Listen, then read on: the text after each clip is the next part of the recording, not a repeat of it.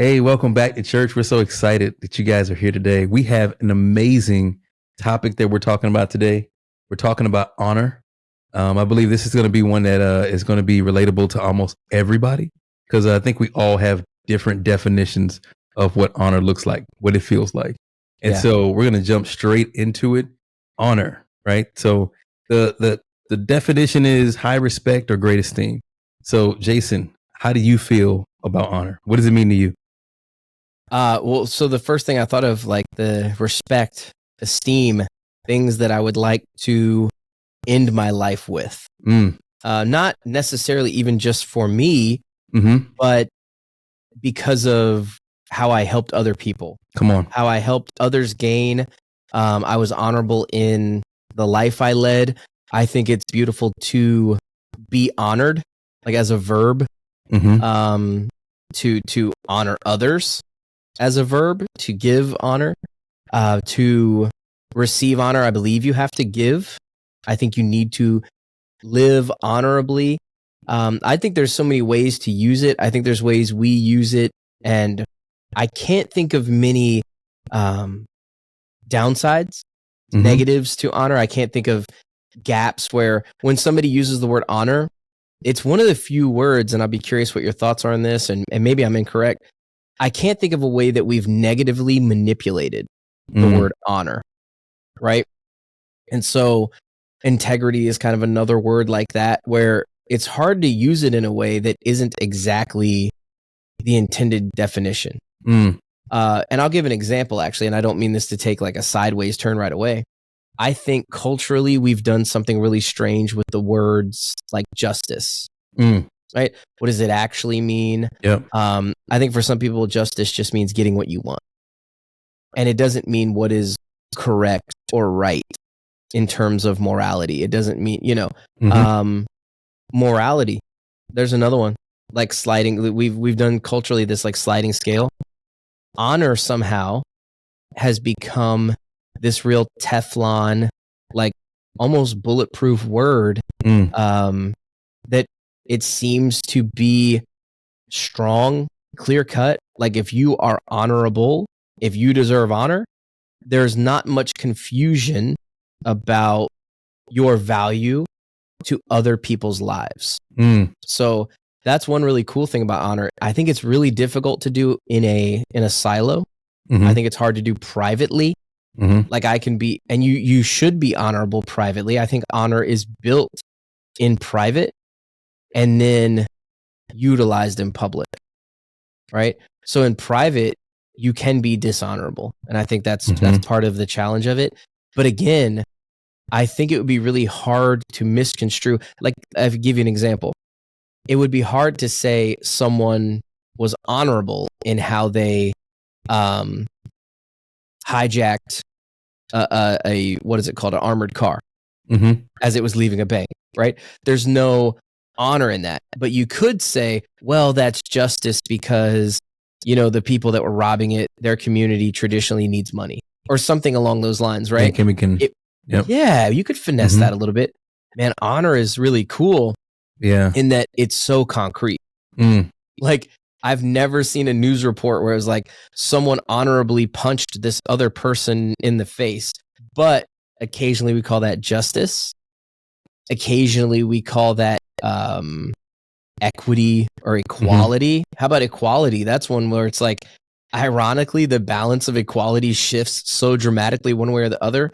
I don't think we ever use the word equality in an equitable fashion culturally. But honor, wow. It's been really cool to have something concrete like that because then you can seek it. Yeah. Like with everything you do, be honorable with all your actions, with your words. And I want to clarify as I'm saying this is my advice. This is how I try to live. And this is how I fail to live almost every day. Like in everything I do, be honorable. In everything I do, don't be sarcastic. In everything I do, love someone more than I love myself. It's tough. Like honor is such a Jesus word. It is. Right? He was the ultimate example of honor. In fact, he honored us by giving his life for us. it was his honor to do so, even in his suffering, Mm-hmm. right? Knowing that he could have taken it away from himself at any time. So good. I am honored to be on this podcast with you, Warren. It is an honor to share these thoughts with people. And I think we have showed the diversity of the word honor, I think. What do you think of it? What is it kind of, how does it ring in your ears? Oh, man. So being a retired military guy, right? Navy, we have core values, and then we have this creed that all sailors know. That when you go through boot camp, you're taught this, and you recite it many times throughout your career, almost on a daily basis in some commands. And so the ethos for the Navy, right, our core values are honor, courage, and commitment, right? And so honor is one of those things that it's kind of protected. It's almost like you can't corrupt it because you kind of know what honor is. Like you said, that's not honorable. Like you can't change that to be like, man, you can't take something bad and attach honor to it. I'm sure it's happened before. I just can't think of a situation where it has. And so for me, honor's been a part of my, like my values. It's part of my heritage as a believer in Christ. My father used to say, in everything that you do, honor God. Don't honor me. Don't honor yourself. Honor God. If it brings honor to God, then you probably should be doing it. If it doesn't, then you probably need to re-examine what you're doing. I believe honor holds us to a responsibility that we normally would walk away from. And so outside of being a retired military and lived that life for 21 years, I'm also a certified EMT. And when you get certified to be an EMT, you also go through a situation where you kind of agree to do certain things. Like it's a creed, a code, right? That you will provide help. You can't just walk away from a situation. You honor kind of the what you've committed to. And I think that honor kind of holds us to some things that we normally would be like, I think about as a man and how I move through life as a believer in Christ. I also honor God, but I also have a responsibility to my family, carrying my name. I honor who the Browns are, who they've been, the ones who've come before me. And so it kind of guides my actions, kind of guides kind of what I do. Number one, Jesus guides all that stuff, right? But we have these things. I think honor holds us to some really values that hold us closer to Jesus. And so when I think about honor, I think it helps us do things that we normally wouldn't do.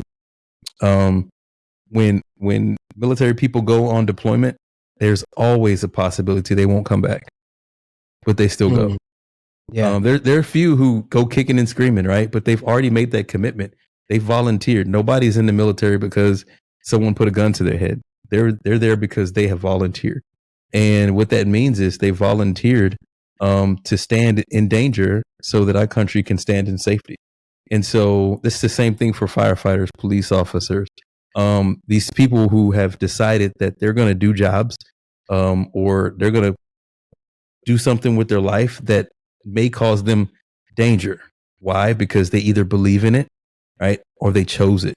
And so I choose Jesus, and I try to honor him by living my life according to the way he tells us to.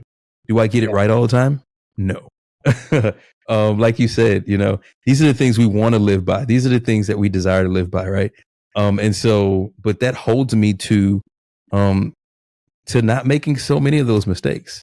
Honor plays a part in that, right? Like not being habitual sinners, not living and being comfortable in sin, right? And so honor kind of brings us back to kind of like where we should be. And so you had a great point there that honor is one of those things that hasn't yet been corrupted, like at least not on a mass scale, right? Commitment, like just for the Navy's core values, courage and commitment, those things can be kind of like you can have the courage to do the wrong thing or the courage to do the right thing. And you can be committed to things that are not of God, right? So there's all kind of ways you can play on it, but I believe honor is one of those things that it's kind of been held protected. You said Teflon, right? It's kind of impenetrable. Like you can't just, no one's going to agree with you and be like, yeah, that was honorable. No, that was wrong. Yeah. Right. Like, so I believe that honor, it helps us do the things that we normally would walk away from. And I believe without having that sense of honor, it's harder to live the life that God has called us to live. I think that when we think about the sacrifice that Jesus made on the cross for us, and the fact that we get to live this life, like we get a fresh day. Like when you wake up in the morning, somebody didn't wake up, but you got the day. So whatever you do with the day, it's not only a gift back to God, but it should honor Him. Whatever you do with your life, and it's as simple as having a conversation with someone and sharing your faith or showing the love of Christ through actions, right? I believe God gets honored through those things. And so I believe that honor has a huge place in our life, and it holds us to do some things that we normally would walk away from. Yeah. And I think you pointed out briefly, I thought of one particular way where I don't think honor is the negative here, Mhm. but how we can misutilize it. And Mhm. you said something about honoring yourself. And one of my favorite lines from my favorite movie of all time, Gladiator, starring Russell Crowe as Maximus, is when he looks at the emperor, and I think I'm going to screw this up slightly. I don't remember the end of the line, but the point of it is he looks at him and says, the time for honoring yourself will soon be at an end. And so the idea there is not that honor's bad, Mhm. where you place it can be misplaced Yeah. or bad or short-sighted. And so I think that harkens back to your point about the 3 core values of the Navy. I thought that was such a cool just insight that courage and commitment could be misplaced. Mhm. But if you're doing what the Navy's calling you to do and utilizing all 3 in equal measure, then honor does kind of act as a barometer Mhm. for the courage and commitment and where that's placed. Yeah. Right? So if I'm honorable, I'm not courageous in defending evil. Mhm. Right? I'm not committed to any evil or dishonorable acts because honor has to be a part of those things. Yeah. And so I don't know if I even realized that before we started talking today, right now during this episode, how key honor is to the rest of kind of someone's ministry, someone's life, someone's ability to impact others. Mhm. And so, Warren, if you were a liar, I wouldn't trust you. Right? If you had shown yourself not to be honorable in the ways that you move, in the words that you use, and the things that you promise, I wouldn't be able to trust you. And so in the same way, I need to learn and hopefully have learned and continue to get better at, I need to be honorable in all the ways that I move, because then you can trust me and then I can impact your life more greatly. Mhm. You will limit your impact on people's lives if you're not honorable, even in the small things, because if you're someone who deserves honor, then that means you will be noticed. Like you will be given platforms in people's lives, whatever that looks like, whatever platform you happen to receive, even if it's just the intimacy of a one-on-one relationship with someone. Yeah. That's an honor. That's a platform to be able to speak into their life. And so the minute you're dishonorable, it's only healthy, I think, that someone at the very least begin to question and challenge you in maybe removing that dishonor from your life or challenging you in ways to be more honorable. I don't think it means that you're a lost cause, but I think, how about this? The repetition of being dishonorable will cost you the platform permanently in people's lives. Like the ability to impact people will be gone from you. And so actually nothing else would, barring a few examples, like God abandoning me for no reason, which I don't believe that's who God is. So I'm not fearful of that. You know, my wife leaving me abruptly, something terrible happening to my family. There's a couple of things I can think of. And followed closely by that would be losing honor and losing the ability to impact other people's lives because of choices I've made. So I remain conscious about honor in my own life, in ways that I find to be important. Sometimes I lose sight of it. Like we get angry, we get dishonorable. And maybe it's like the rest episode we talked about where you get fatigued. And that's where I feel like Satan can get those little thresholds in your life, the little strongholds. And I think honor is about kicking those things out as best you can. Ooh. And honor will cost you something. Mm. Like, to be honorable, I think it kind of necessarily has to cost you something. Because if it doesn't, if there's no output, then what does that look like? What is honor without input into someone's life and output from you? Mm-hmm. I don't know, because it takes energy. Let me tell you, like in the private moments, like we talked about, your character is built in moments where it's just you alone, and the choices you make where no one else can tell you that's wrong or bad, but you know something's unhealthy for you. So in those moments, that's where honor comes into play. Like, are you going to be honorable, realizing that this thing can damage your life, and then you may be held accountable for it? And certainly, like, God's in the room with you, loves you, wants a relationship with you. So if you knew you were always in super close relationship with God, how would that change how you move in terms of being honorable in all you do? Because I know that's how you can bless other people's lives. So good. And I think that's kind of another point about honor. An unhealthy use of honor is on yourself, and a healthy use is on others. Honor other people. Honor them, and I don't mean this to sound like braggadocious or something, but like honor them with your time.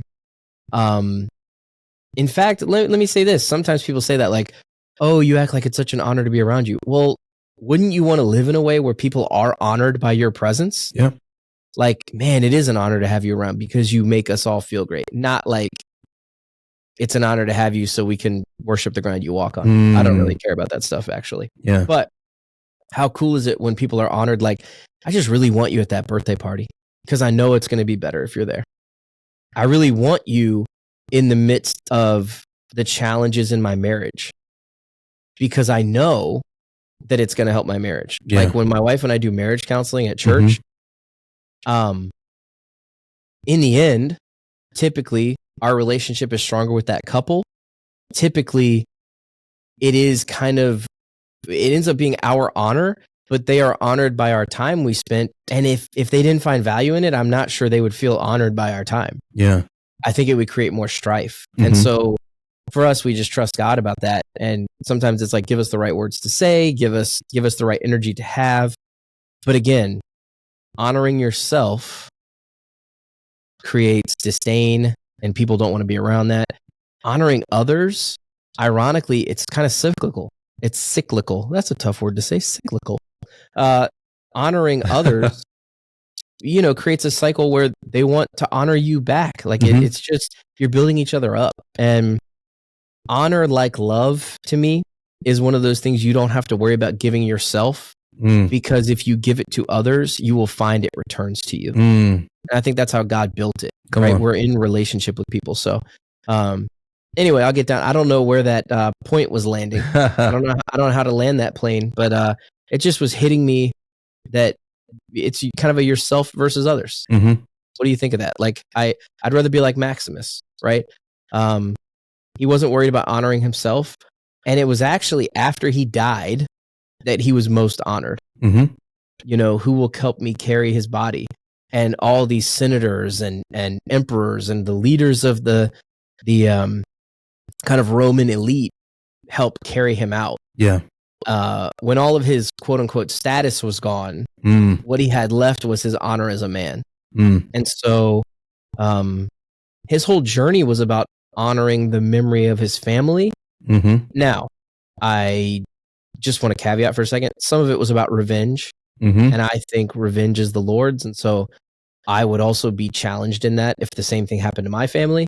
But I am saying, not that revenge is great. I'm saying that the source from which his desire came was in honoring the memory of his family. Now, whether the execution was perfect, we're all imperfect, so we have our moments. But Maximus is just one of my favorite characters in film because he's willing to die for what he believes in. He's honorable enough to live it out and seek real justice.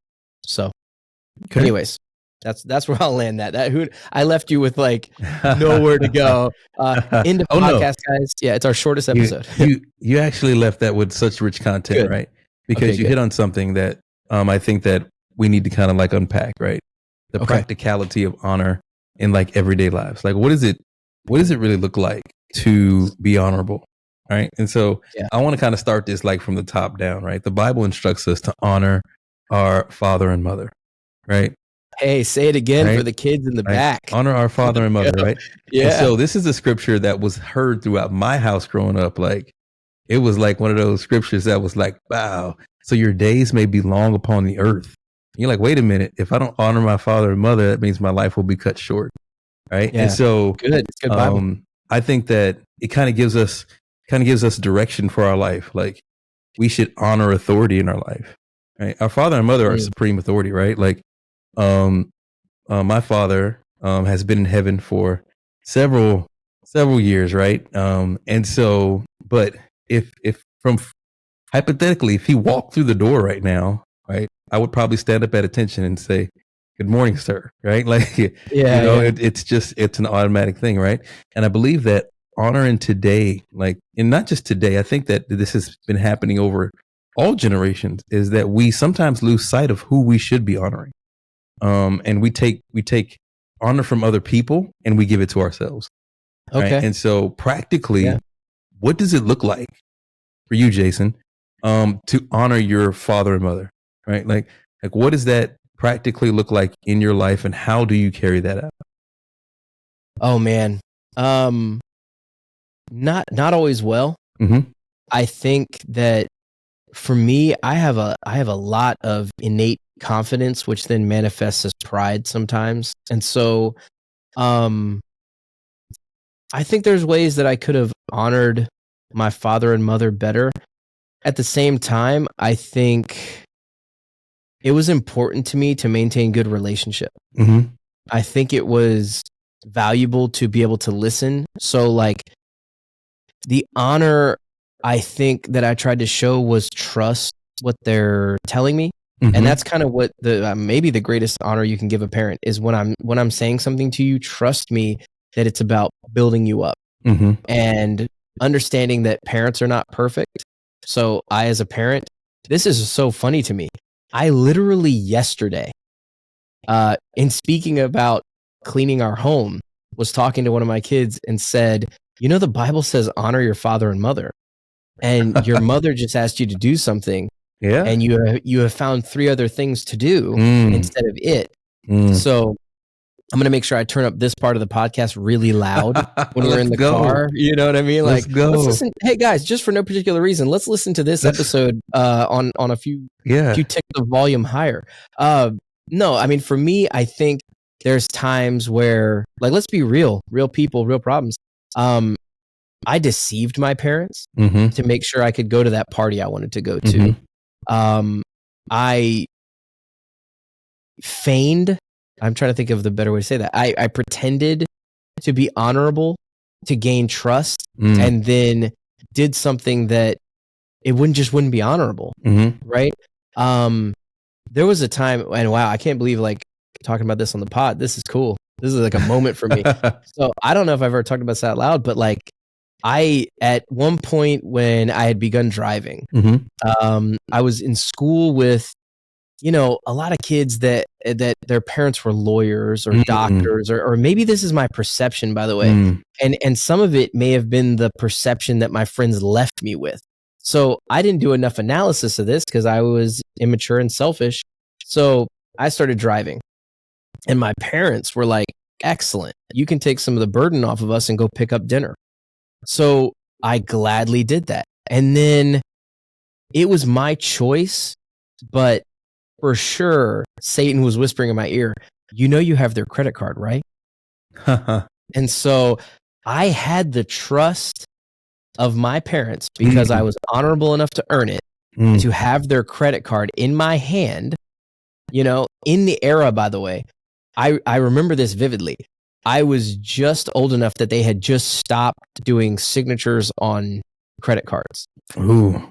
Right? So I kind of had free reign because we spent money, like our family was middle to upper middle. Like both parents worked. I don't know where we were. Let me say middle class. I have no idea. But we did well, and my parents worked hard. My mom had a career at NASA. My dad was at the Newport News shipbuilding as a programmer.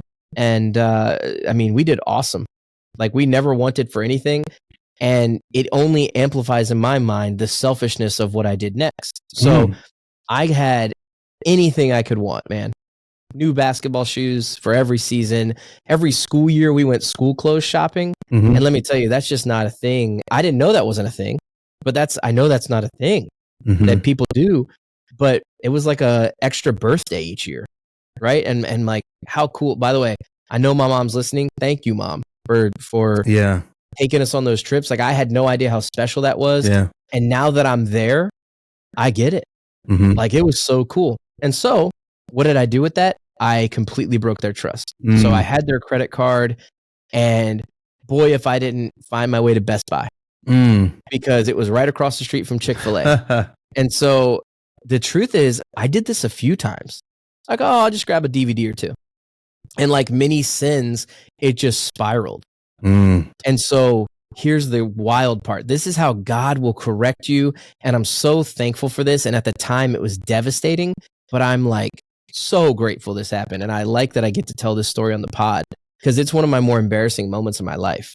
And thankfully, you could have far worse moments. But I went to Best Buy and had so much pride and so much just hubris and like confidence that I could get away with something, that I went and picked up Chick-fil-A up near Patrick Henry Mall. Shout out Newport News 757. And right across the street is a Best Buy. Yeah. Hold on, but don't celebrate yet. Right across the street's a Best Buy. And so I thought, go get some things. Well, I got to be honest with you, my pride or just God's correction, or however you want to say it, like, I lost track of how much I was getting. So in this era of no signatures, they asked me for a signature. And so I had to like very confidently sign for this package. Well, again, hey, Mom, shout out to you. Her signature is like beautiful cursive handwriting. I mean, just like the most crisp cursive handwriting you have ever seen on planet Earth. And mine is not. So I forged her signature. And I'm pretty sure like people go to jail for things like that on bigger contracts and things like that. So my mom, when I get home with dinner and truthfully, all of the Best Buy stuff hidden in my trunk. She comes in and says, "Hey, so where'd you go?" And I say, "Chick-fil-A." It's in my hand. And she's like, "Where else did you go?" And I could just see it on her and my dad's face, who I think they're like sitting in the living room, and she stands up and he's still sitting. And I was like, "I went to Best Buy." Like, why would I fight it? In my recollection, this is how it went. I may have been like, "I don't know what you mean." But I like, we got there in the end where I said it. And so I was like, "Can I ask how you know?" And she said, "When you signed for my card, it was either MasterCard or Discover called her because the signature didn't match what they have on file. And it was so different." How about this? Back then, this is like in, 04, 03. They had the technology even then to say, that signature is so weird. And I guess this was probably also the beginning of credit card fraud. So they were like, wow, big electronics purchase. It was probably hundreds of dollars, man. Wow. Like on DVDs and video games and stuff. And just getting wrapped up like that, getting so caught up. And I brought up that I had what I perceived as wealthy friends, because somehow this was like my payback. Like, these parents that had provided everything for me, never had me want for anything. The way that I honored them, and I put that in gigantic quotes, was to steal money from them. And so, man, I'm so thankful for my parents even now, because though I know they were angry, I broke their trust. I mean, I was grounded for forever. I didn't get to they had me pay with cash. So they would give me just enough cash they knew what stuff cost at the fast food place. So they trusted me enough to go get the food. I had an Excel spreadsheet that had they went through their entire credit card bill that they now had to go review, which they never had to review before because they were the ones using it or they trusted me, right?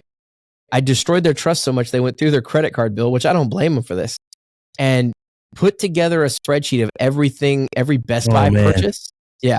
And so I had to pay it back off over time with my bussing tables, with my waiting tables jobs and things like that. So,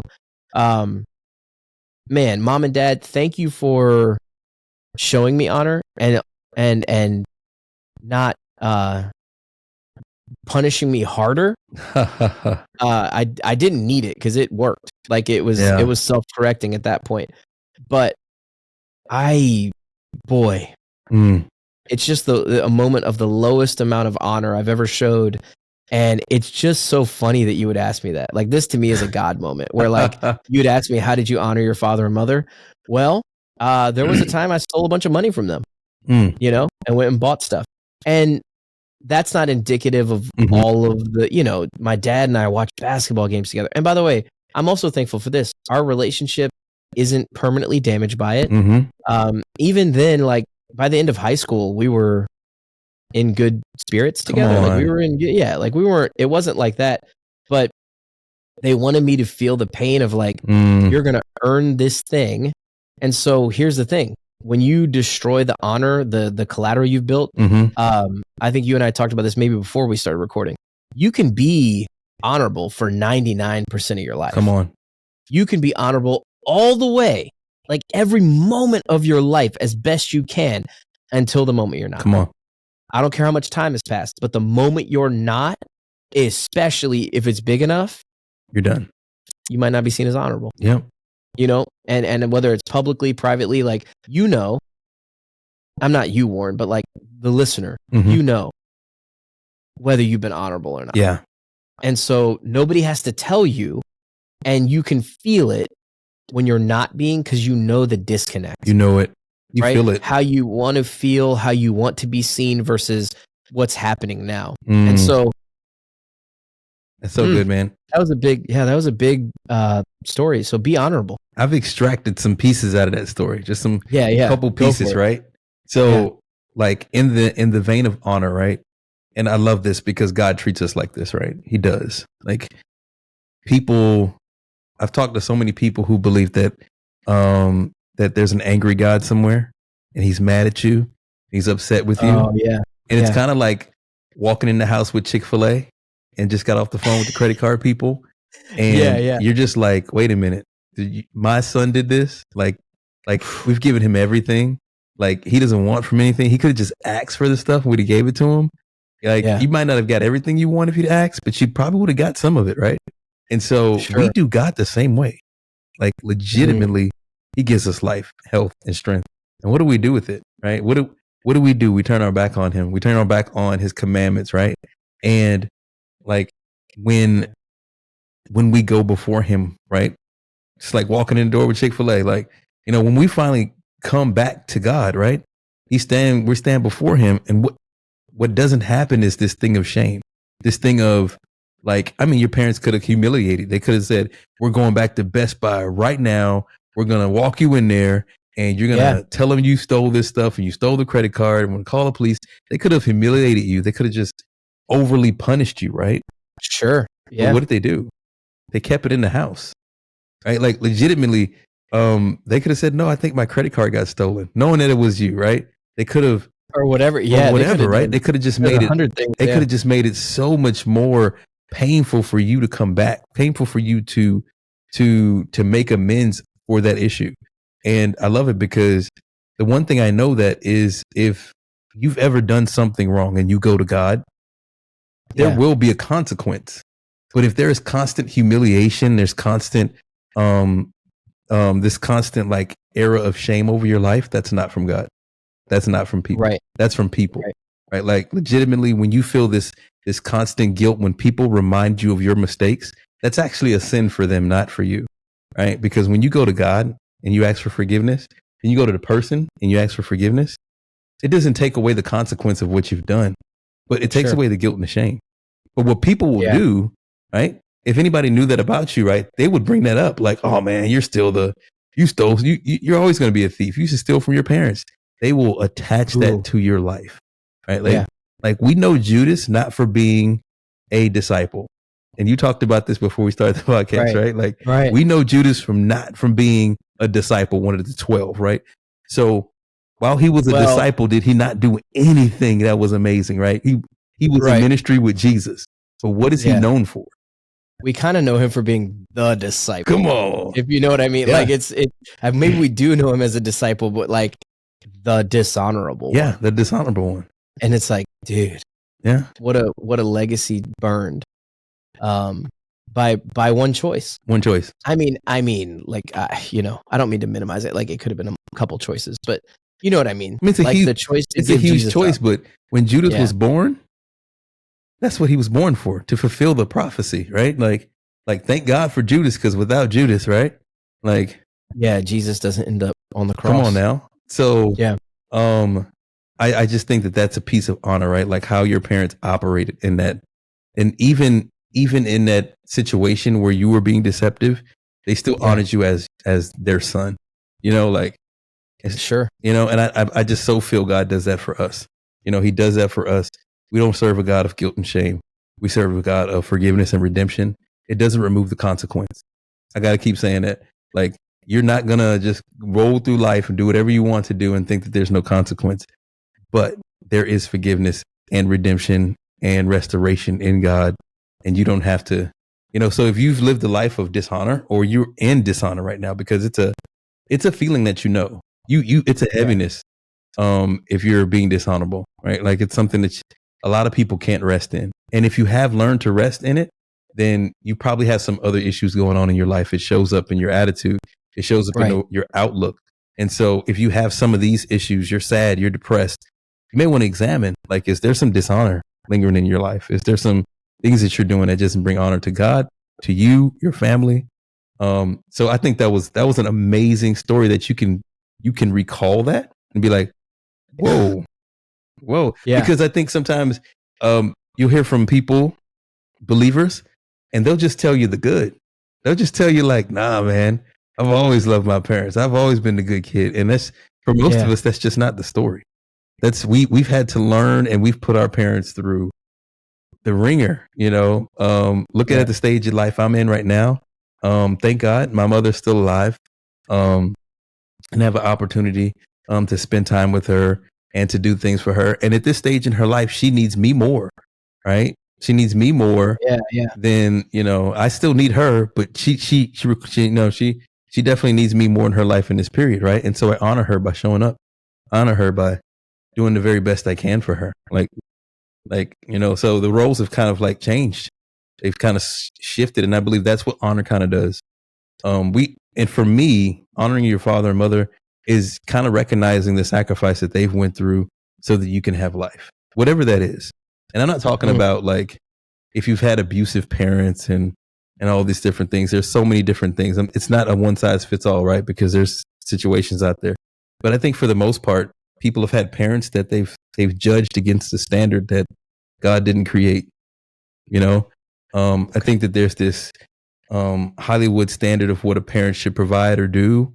And the truth of the matter is, if your parents were there and they provided for you, you may not have had everything you want, but you had everything you needed, and they showed up for you. And that doesn't mean they showed up to everything, right?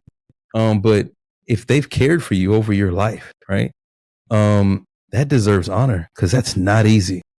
It's not one of the hardest things to do in life is to be a parent, to be present. It's so rewarding, but it is a selfless thing to do. You give up a lot of things you want to do to ensure that your children have a lot of things that maybe you want. And so I believe that plays a part into just that thing. I think it's important because it's in the Bible. God put it there for a reason, right? So whenever we see it in the Bible, we know that, this is a point we got to pay attention to, because it's probably a position where most people will either fail or they'll suffer or they won't get right. And so I believe that that's just something that we have to kind of lean forward into, is to not only honor our parents, but honoring authority, being a person who brings honor to leadership, and you don't even have to always agree with leadership. What you must do is bring honor to positions that are in your life. Right. Doesn't mean you are going to like everything, right? Like, you don't have to like the president, but he's the president of the United States. And so I think sometimes we try to find fault or sin in people as a smokescreen to not lead forward in life and honor. We're all sinners. Yeah. If you're looking for a perfect person, it doesn't exist. So it doesn't absolve you of the responsibility to show honor and to live a life of honor. The really interesting thing too that you pointed out is honor your father and mother is in the Bible. And I don't see a big caveat to that. Right? Nope. I don't see a lot of honor your father and mother if they deserve it. Yeah. Right? If they're doing a good job. Yeah, specifically if they don't take away your cell phone because you're not cleaning well. If and it's distracting you. A boyfriend or girlfriend at 15. You're like, correct. They let you go to the movies, right? Yeah. Well, let me just be clear. I don't want to do it to somebody else. Let me do it to myself. Honor your father and mother if they give you exactly what you want when you want it financially, even though you already have everything you need. Yeah. Right? There is no caveat to that. It's honor your father and mother. And I think it's about us. That's something in my maturity that I've learned. It's not even about our father and mother. It's a primer for us for God, I think. This is my interpretation to me. Because honor your father and mother will you could ask the question, what if they don't deserve it? Or what if I am mad? Or what does that do? It challenges you to show honor when it's really hard to do. Right? So good. It's something valuable. So good. If it's not hard to do. Yeah. So in the difficulty, you're growing in it. And so the challenges we have, the commandments we're given, it's not rules to hold us back. It's not honor your father and mother, even though they've emotionally damaged you. Right? It's honor them because if you can honor your father and mother, how much more will you be able to honor other people? So good. And when I know people who are burdened by their relationship with their father and mother, and they don't show honor to them, so that it impacts their marriage. So then it impacts all their friendships. And because they can't trust. You can't trust because you started with dishonoring them. So by the way, you can convince yourself, right, of lies or you can create narratives in your head that maybe aren't true because it's all from our perspective. And so let's say you have some narrative about someone and you honor them anyway. Well, the honor will override that. You may feel that, but the honor, at least that you show outwardly, that you give to people, will encourage other people to do it. It'll create a better environment. And in the end, I think it helps you by being honorable. Yeah. The challenge is you have to be honorable. You have to start. You have to start somewhere without caveat. So that's the challenge. And the other thing you mentioned, by the way, is I'm so thankful for my parents' grace that challenges me to be more graceful with others too. Come on. So I didn't show my parents honor in the decisions I made right then. And it was even more devastating, by the way. I just want to paint the whole picture because I worked hard in school. I was well liked communally and all these things where my parents thought, let's give him this trust because he's earned it. Right. They weren't just blindly going, we're going to give him this thing. He's done mediocre with all these other things we've trusted him with. I had garnered some goodwill, and to destroy that, it could have been such a fall from grace that literally my parents could have fallen away from grace and been like, no. This is devastating. And we're going to react and almost overreact with our anger, with our pain that we feel. But they showed such grace in how they handled it that they didn't permanently damage my character. And they actually left me with a story that now at 37, by the way, it's been 21 years. They left me with a story that now I can tell to help advise and guide and caution other people. Yeah. Where I'm not sure how I tell the story if their reaction doesn't honor my life. Yeah. If their reaction is such an overreaction that it costs me a ton of things, maybe my story's different. Yeah. Like, I know it was my choice, but man, what grace that it didn't permanently impact my life or our relationship. They were willing to trust me again. So there's just so many things that being dishonorable will cost you, but honor can even restore a dishonorable moment. That just struck me. Like, the grace and being honorable to someone, even when they don't deserve it, can restore a relationship. It can restore lives. And so, because I think honoring someone shows them they're valuable. And in the moment where I was in trouble the most and I felt the most devastated, I was still valuable to them, even though, I got to be honest, I had to be of the lowest value to them I had ever been. In fact, I had cost them their trust and their feeling honored. And like, I know when my kids push back on me, it doesn't feel like this is a valuable moment. Like, there's times you got to love your kids even when you don't feel loved. Yeah. You know, you got to respect your children even when you don't feel respected. And that's the challenge, right? That's the challenge of imperfection and those kind of things. So good. Anyway, that's what struck me, is honor can kind of recover dishonor if you allow it to. It can. So, it absolutely can. That's cool. Absolutely. This story is pretty rich. There's a point now I want to elevate, right? For people who probably don't know, is this, right? And I've learned this from like the nature of God. People are like, what do you mean? Like, I read the Bible. You can feel the nature of God through the Bible, but in nature, like how we normally react, right? You can see the nature of God through parenting, through relationships, right? And so when my kids like mess up, when they mess something up, it's disappointing. But when they mess up and they come to me with the mess up, right? They're like, I did this. Like, it's one thing to catch them in it, right? And it's another thing when they come to me.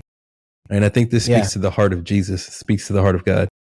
When they come to me with the problem, my initial thing, no matter what they did, my initial thing is to solve the problem.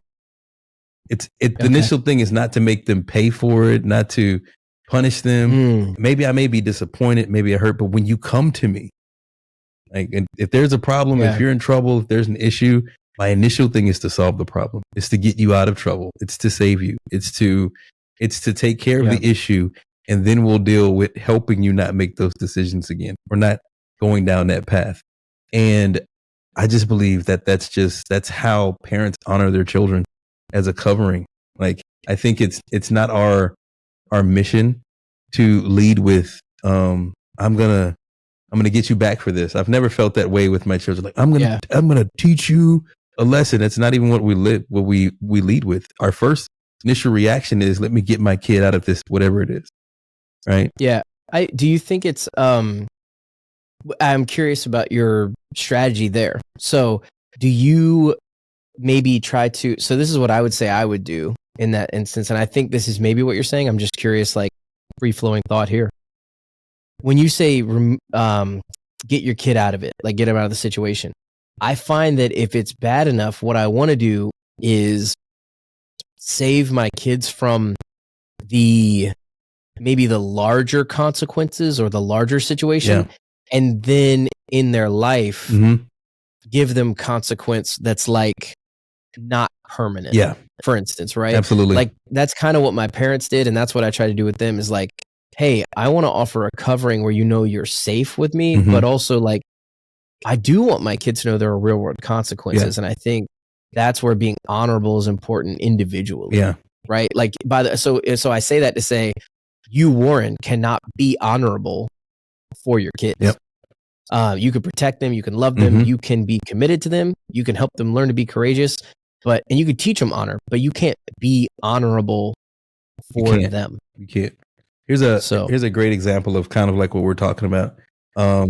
My second oldest son, when he was a teenager in high school driving, I had this little red pickup truck that I bought specifically just for him to drive. And he was coming home from work one night in the rain, in Whidbey Island in Washington State. And there's a specific curve that we kind of know. And and the curve is right next to the seawall. So Okay. Wow. Yeah, so the curve's So right next to the seawall, it's and dicey. some kind of way, this curve is nowhere near his job. Like it's like on the other side of town, right? Oh, And got it. so this is about like he's a good kid, so I think we'd let him, when it's on a Friday or Saturday, we'd let him work till closing, and sometimes closing they close at 11. They wouldn't get out sometimes to midnight, sometimes 1 in Sure. the morning, and so he was a responsible kid. And so this particular night it was raining, and for some reason he was on that side of town, and he took that curve too fast, and he hit the curve and almost went, in the water, but he Oh didn't. yeah. And so I get this call, and the call is, Dad, the tire came off the truck. Right? Like, what? Freak thing, man. What? Yeah. So initially I'm thinking like, and I'm like, the tire came off the truck. Well, I hit the curb. Yeah. Okay. Like, where are you? And like, I'm over Right, here. right. And You're I'm like, wait a minute. the initial thing is like, what are you doing? And so I'm just like, let me go and save my kid. Let me go and let me go rescue him and get him out of trouble before, police hadn't got there yet. Let me just go and get him out of a bigger consequence. And then we'll deal with whatever else is going on with my, used to be responsible kid. Right. And so right. after layers and layers of pulling it off, coming to find out that he didn't work that day, they spent some time at his girlfriend's house. And I didn't find this out till like he was grown. I mean, the story he gave me was kind of impeccable. Got off work early. It was elaborate. I mean, I remember, I made him ride his bicycle to work for like a month. Like I took the keys and made him pay for the repairs to the truck and all that good stuff. But that's the initial thing, right? Like, I think that protecting them from the bigger consequence is the thing, and then giving them a consequence that's not going to be permanent, that they can learn from their lesson, is kind of like that honoring piece of being a parent, like coming in and saying, "Hey, you can come to me with this.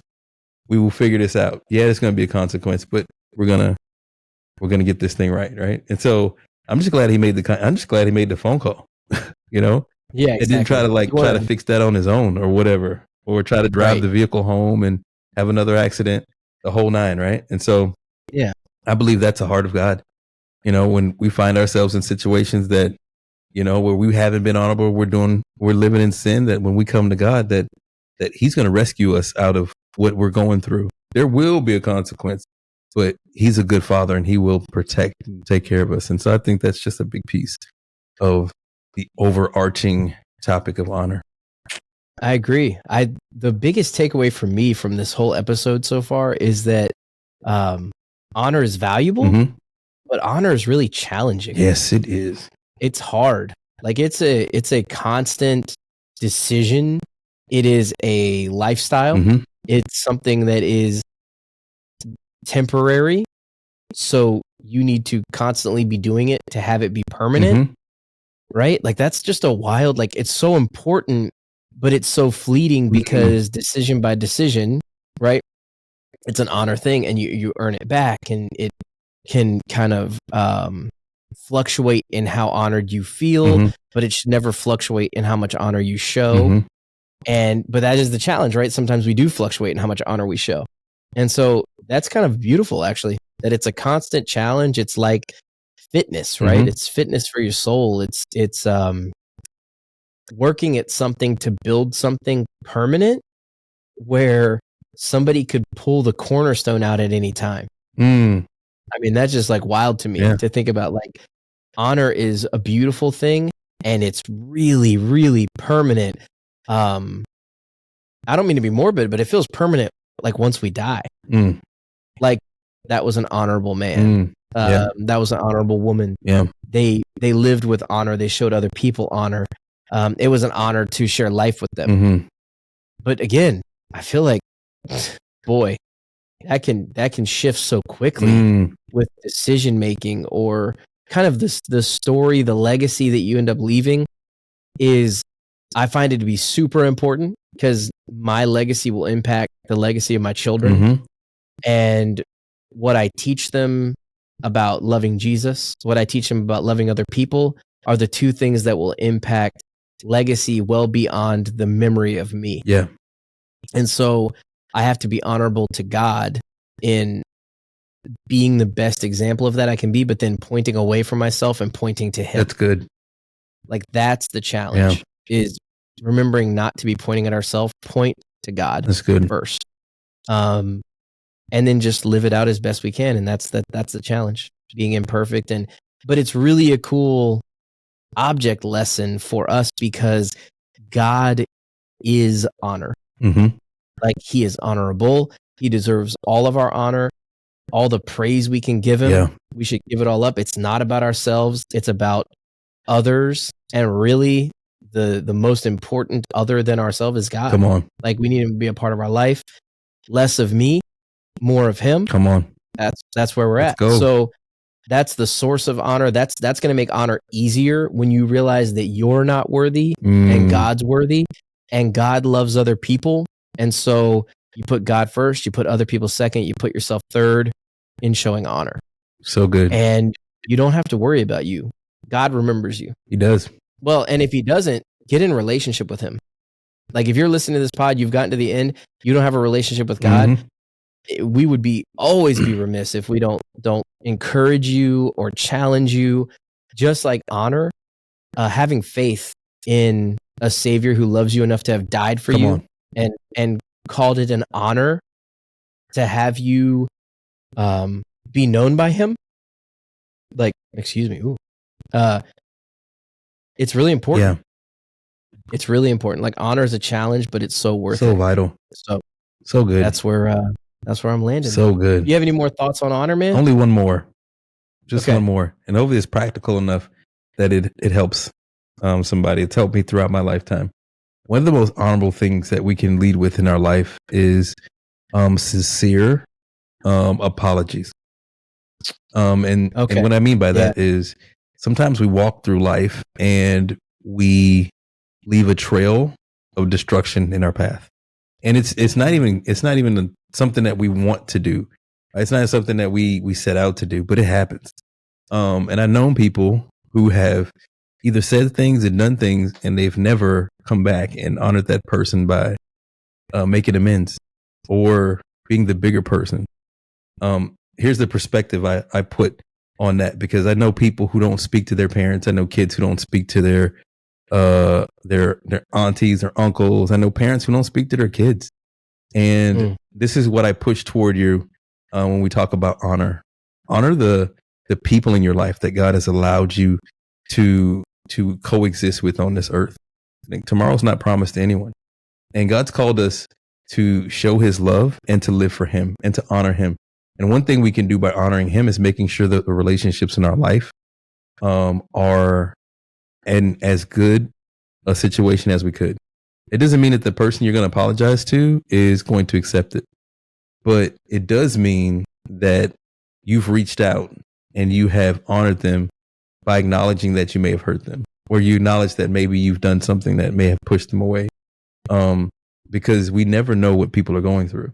And so I think that helps people out. Like, if you're a son and you're mad at your parents, how about you open the door and apologize for your part in it, because you have a part in it.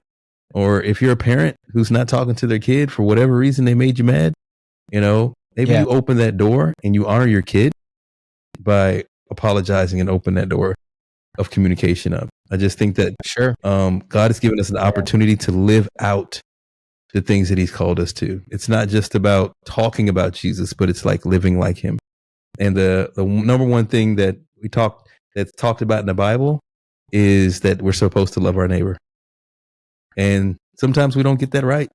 And so put pride aside and allow forgiveness to come into your life. Allow you to honor other people with sincere coming back to the table and making things. It may not change things or change hurt, right? But it's an honorable thing to apologize, even when you don't feel like you need to apologize, right? Like maybe your perspective's not the correct perspective. Open that door. And you're saved by a savior who saved you even when you didn't deserve it. Right? Yeah. Jesus died on the cross for us, and he didn't deserve any of that punishment. And so by honoring God, we honor those in our life. So whatever it is that has been done to you or you've done to someone else, that it can be fixed. And so I believe that's a big piece of honor that we can, it's practical, right? I think every one of us has some area in our life or some unresolved area in life. We can take that practical step to make our life a little bit more better, a little bit more honorable. And it may change things and it may not, but I guarantee you the step you make will definitely make a change in your life. Right. That's right. It'll impact you, even if it doesn't impact anything else. Come on. It will give you a better perspective. Yeah. Do unto others as you would have them do unto you. I would want somebody to apologize to me. So yeah. I think it's beautiful. Good example of the golden rule. Warren, thank you so much, man, for today's episode. Thank you for the honor of joining me in not just today's episode, but the whole podcast. This whole journey has been one of the biggest honors of my lifetime. Dude, this is... So I appreciate it a lot. I echo it, man. I'm honored to call you friend. Dude, I'm honored to know you, an amazing man of God. And dude, we get to do this, man. What an honor it is for those of you who are listening to us. Like, I think we'll stay consistent with how we started. Like, we're people with real problems who really love God. Right. So, it's just an honor, number one, Jason, to sit down and have these conversations with you, unpack these things. Yeah. By no means I think that we're perfect or we cover it all, right? But we have the honor of getting to talk about Jesus, and that's amazing. So that's awesome. That is the biggest honor of the whole thing. All right, that's enough of us just hugging, virtually hugging all over the pod. So I'm gonna pray us out, man. Absolutely. So good. God, I just thank you for the honor and the privilege of sharing you with people today.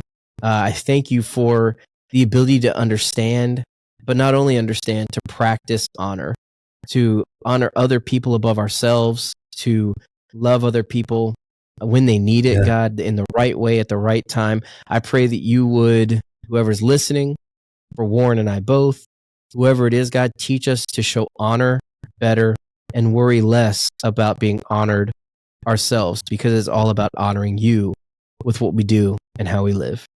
Thank you so much for everything today. I pray that you would just be with all the listeners and be with Warren and I as we go and try to learn to do honor better. In Jesus' name, amen. Amen, brother. Appreciate you, man. Appreciate you, man. Talk to you soon. Oh, we got episode 20 coming up. Look out, guys. We got a special one. Come on. Good one. Yeah.